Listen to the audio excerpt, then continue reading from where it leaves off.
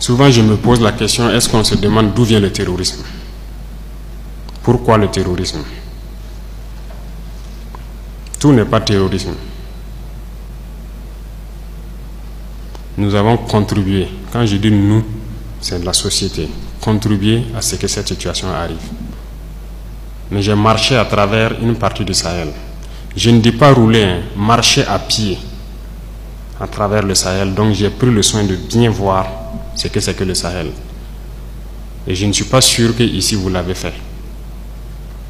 J'ai marché de Gorom, passant par Oursi, aller à Déou, Tinakov, Tinasan, revenir sur Marcoy. Cette partie, on l'a fait. On a vu comment les gens vivent là-bas. Et on l'a fait, ça vaut 10 ans de cela. Et c'était prévisible que cette situation va arriver. Ça veut dire que c'est nous qui avons créé cette situation. La gouvernance. Il faut qu'on se dise cette vérité. On a tout fait pour abandonner certains peuples à cause de nos intérêts égoïstes. On ne pense qu'à nous. Comme jusqu'aujourd'hui, on voit les gens meurent ailleurs, mais à Ouagadougou, on fait la fête. On n'a aucune pitié pour l'autre. J'ai marché à travers ces zones, je les vois trimballer des bidons, marcher des kilomètres pour trouver l'eau pour le bétail, et le bétail qui meurt en cours de route. Il n'y a pas de route là-bas. Comment même un camion même pourrait arriver là-bas, ne serait-ce qu'avec un peu de tourteau pour que leurs animaux puissent manger? Il n'y a rien là-bas. Qu'avons-nous construit là-bas? Qu'avons-nous fait là-bas? Quel projet de développement avons-nous envoyé là-bas? Est-ce qu'on s'occupe même de leur vie? Rien que simple eau. Qu'avons-nous fait de sérieux dans ces zones? C'est la question qu'il faut se poser. Et le territoire de cette partie, c'est hors de contrôle. Qui en est responsable? C'est nous. C'est nous. Il faut que chacun accepte ça. Nous avons toujours le slogan que c'est un pays pauvre. Vous êtes bien conscient que le pays n'est pas pauvre. C'est parce qu'on est méchant, sérieusement méchant entre nous. Les jeunes n'ont rien à faire. On a des terres cultivables. On a de l'eau. Comment on peut ne pas vouloir faire quelque chose pour eux? J'ai vécu à Djibo, avant même le début de la crise. J'ai échangé avec les jeunes de Djibo. La seule route, Kongoussi-Djibo,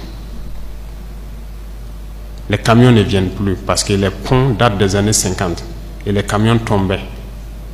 Donc les camions ont décidé de ne plus venir.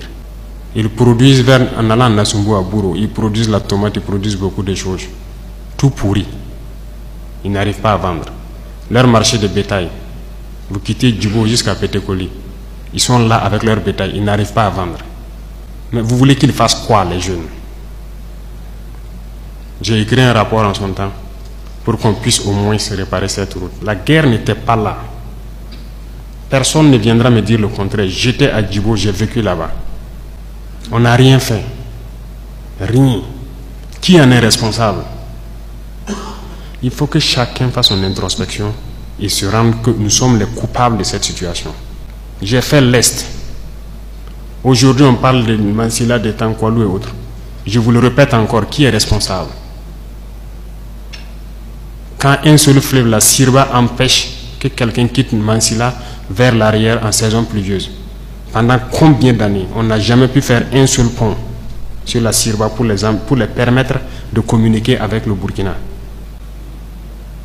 Prenez la carte, vous regardez, cette zone est encerclée par un fleuve, la Sirba. Qu'avons-nous fait? Du côté de Tankwalou, j'ai écrit encore un rapport que j'ai remis au haut-commissaire quand j'étais là-bas, pour que les gens fassent pardon pour faire ne serait-ce qu'un pont entre Tankwalou et le reste. Qu'avons-nous fait? Mais posons-nous les questions. Nous sommes responsables du malheur qui nous arrive.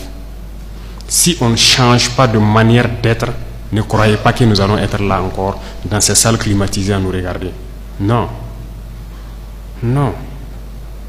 D'autres ne peuvent pas être là à souffrir pendant que d'autres sont dans un luxe insultant. On a été prévenus. On n'a jamais voulu écouter. Toute cette bamboula que nous faisons dans les villes, tout peut se céder jour au lendemain. si on n'arrête pas ce que nous sommes en train de faire. Je sais que personne ne vous a déjà parlé comme ça, mais je vous le dis aujourd'hui franchement. Et chacun pourra choisir ce que nous voulons du Burkina. Je ne suis pas politicien. Je n'ai pas de langue de bois. Moi, je suis un militaire. Et je préfère vous dire la vérité. Chacun est libre de prendre ou de laisser. Tout le monde roule dans sa voiture, tout le monde vit bien. On mange matin, on mange midi, on mange le soir. On fait ce que nous voulons faire. On est libre de parler, de dire ce que nous voulons. C'est la démocratie, c'est le droit, c'est tout. C'est tout ce que nous connaissons à Ouagadougou. Mais allez-y les voir. Les enfants qui ont la peau sur les os. Allez voir les vieillards qui meurent de faim. Allez voir ces femmes qui ne peuvent plus allaiter parce qu'elles n'ont plus rien dans le sein. Allez les voir. Ne faisons pas semblant. Si nos journalistes n'ont pas le courage d'aller sur le terrain et vous ramener ces genres d'images, parce qu'on veut laver l'image du Burkina, je vous dis que c'est faux, ça existe. Quand je vous parle des gens qui mangent l'herbe, celui qui veut contester, je l'amène demain à les voir. Ça continue, ça n'a même pas cessé. Parce qu'on a pu ravitailler certains villages, mais d'autres pas encore, on est toujours en route. Aucun civil ne peut daigner même soutenir aussi avec des camions pour qu'on puisse être solidaire vis-à-vis de ces populations-là. C'est quelle intégrité? C'est quoi l'intégrité? Burkina Faso, c'est quoi? C'est ça qui nous a révoltés. Et on est toujours révoltés. Tant qu'on ne va pas soigner les maux de ce pays-là, on sera toujours révoltés. Pour l'instant, on a pu, dans l'armée quand même, réaliser quelques camions et transporter les vivres avec nos propres moyens, bien qu'on a loué d'autres même ajoutés, vers des populations qui mouraient de faim. Même dans cette location, j'ai vu qu'il n'y a aucune pitié. Des citoyens savaient que c'est pour aller là-bas, mais ils sont restés sur leurs tarifs. C'est pour dire que la solidarité là, a disparu au Burkina. Ayez pitié des gens, ayez pitié de la jeunesse, ayez pitié des enfants.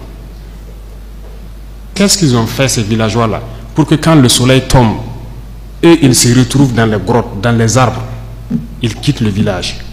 Et le matin ils se pointent, ils regardent pour voir si tout va bien avant de revenir. Ils dorment dans la brousse, ils ne peuvent pas dormir chez eux. On ne vous dit pas ces vérités. C'est la réalité du Burkina comme ça. On ne voit que nos villes. Nous sommes responsables de ce qui nous arrive. Et nous serons entièrement responsables de ce qui va suivre. Soit c'est du bon ou c'est du mauvais, ça dépendra de nos comportements dans le futur. Chacun n'a qu'à donner le meilleur de lui-même. Et je pense qu'on peut y arriver. Je suis optimiste, j'ai foi. Et Inch'Allah, on va y arriver.